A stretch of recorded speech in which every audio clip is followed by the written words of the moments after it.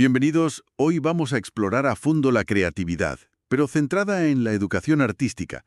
Tenemos bastante material académico sobre esto, y la pregunta es, claro, ¿qué es la creatividad aquí?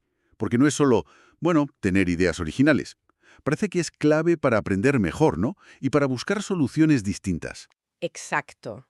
Y eh, es más que una cosa individual. Las fuentes lo plantean como un bien social, algo que necesitamos como colectivo para, bueno, para afrontar el futuro, para colaborar. La creatividad de verdad al final se comparte, tiene un impacto. Así que hoy la idea es entenderla un poco mejor. ¿Qué es? ¿Cómo funciona? Y lo más importante, ¿cómo podemos fomentarla? Sobre todo en el arte. Vale, pues vamos a ello. Los textos hablan de muchos factores. Capacidades, actitudes, la motivación, y luego conceptos como fluidez, ¿no? Flexibilidad, originalidad, imaginación. ¿Hay alguna forma de poner orden en todo esto? Pues sí, hay modelos que lo intentan. Csikszentmihalyi, por ejemplo, habla de tres elementos clave que interactúan. Por un lado, el talento individual, claro, pero también la disciplina, el campo en sí, como el arte, y, muy importante, el contexto social, el entorno que valora o no esas creaciones. O sea que no vale solo con ser un genio aislado. No, exacto. Necesitas que tu campo, o la sociedad, lo reconozca de alguna manera. Piensa en las vanguardias, ¿no? Necesitaban su momento y su público. Entiendo. Y luego está Amabile, que se fija más en la persona, su pericia, o sea, las habilidades que tiene, su capacidad para pensar creativamente y algo fundamental, la motivación intrínseca.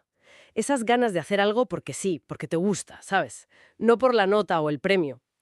Son como dos caras, el individuo y su entorno. Vale, tiene sentido. ¿Y el proceso? ¿Cómo surge la idea? Se menciona mucho a Graham Wallace y sus 4 fases, ¿no? Preparación, incubación, iluminación y verificación. Suena muy pautado. Sí, es un modelo clásico, útil para entender partes del proceso. Pero bueno, la realidad suele ser más desordenada, ¿no? Menos lineal. Piensa en Picasso. Él decía algo así como que la inspiración existe, sí, pero te tiene que pillar trabajando. Ajá. Para él la creatividad salía del curro constante, de probar, de la libertad. La elaboración era fundamental. Sus variaciones sobre otros cuadros o cómo fue evolucionando el Guernica, que además lo documentó Dora Maar. Qué bueno eso. Es una pasada porque ves la investigación continua. Es como un diálogo con la obra, ¿sabes? Cada boceto, cada cambio, es como una incubación para lo siguiente. No buscaba algo concreto desde el principio, sino que lo encontraba mientras hacía. O sea, que más que fases fijas, es como un flujo, ¿no? Un diálogo donde cada paso te lleva al siguiente. Eso choca un poco con lo de Igualas. Yo no diría que choca, quizás lo complementa o lo matiza. Muestra que la elaboración es súper importante y que la incubación puede pasar mientras estás liada con otra cosa o con la siguiente versión. Y esa idea de trabajar, de insistir, es clave también para superar los bloqueos, que los artistas también los tienen, ¿eh? Richard Serra hablaba mucho de eso. Muy interesante esa idea del diálogo, y me lleva a los tipos de pensamiento. Guilford distinguía entre convergente y divergente. Exacto, has dado en el clavo. El convergente es digamos, el lógico, el que busca la respuesta correcta, la única, como en un problema de mates. El divergente, en cambio, es el que abre el abanico, genera muchas soluciones distintas, explora posibilidades. Ahí entra la fluidez, la flexibilidad, la originalidad de antes. Y aquí es donde Edward de Bono aporta algo parecido, ¿verdad? Con el pensamiento vertical y el lateral. Son muy, muy parecidos, sí. El vertical es el lógico, secuencial, paso a paso. Como el convergente.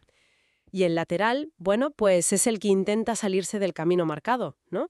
Romper patrones, buscar enfoques nuevos, el famoso pensar fuera de la caja. Vale.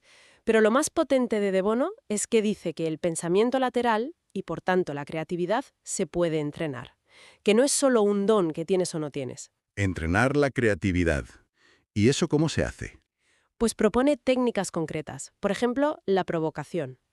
Imagina que dices, vale, vamos a diseñar una silla, pero que no sirva para sentarse, Parece absurdo, ¿no? Un poco, ¿sí? Pero esa provocación te obliga a pensar en qué más puede ser una silla, a buscar funciones o formas inesperadas, o usar el azar o los 6 sombreros para pensar, para ver un problema desde ángulos distintos. ¿Y cómo se aplica en el aula de artística? Los materiales daban ideas, ¿no? Claro, por ejemplo, con algo tan básico como la teoría del color. Puedes enseñar los modelos RGB y CMY, lo estándar, digamos. Eso sería pensamiento vertical, convergente. Pero luego propones ejercicios de mezcla libre, buscando combinaciones raras o composiciones que desafíen lo típico, quizá inspirándose en artistas como Olafur Eliasson, que juegan mucho con eso. Fomentas el pensamiento lateral, divergente. O sea, combinar la base, la técnica, con la exploración más salvaje, por decirlo así. Exacto, esa es la clave. También se habla del brainstorming, la lluvia de ideas o los mapas conceptuales que ayudan a conectar ideas visualmente. Y algo muy importante, enseñar a evaluar, que no todo vale sin más. Hay que dar criterios para que sepan valorar si una idea funciona o no. Y claro, ayudarles con los bloqueos, que a todos nos pasan. Figuras como Joel Meyerowitz tardaron en encontrar su voz, por ejemplo. Entendido. Entonces, resumiendo un poco, la creatividad es algo complejo, multifacético, influye la persona, el campo en el que trabaja y cómo se recibe socialmente. Hay modelos de fases, como el de Wallace, pero también procesos más fluidos, más orgánicos, como el de Picasso. Y lo más interesante, quizá, es que podemos cultivar esas distintas formas de pensar, la convergente y la divergente, la vertical y la lateral, y que hay técnicas para entrenarla. En esencia, sí. Se trata de cuidar tanto la habilidad, la técnica como la actitud. Esa curiosidad, esa resistencia a la frustración y, bueno, para dejar algo en el aire. Los materiales mencionaban de pasada la inteligencia artificial y artistas como Sofía Crespo que ya la usan. Queda la pregunta, ¿no?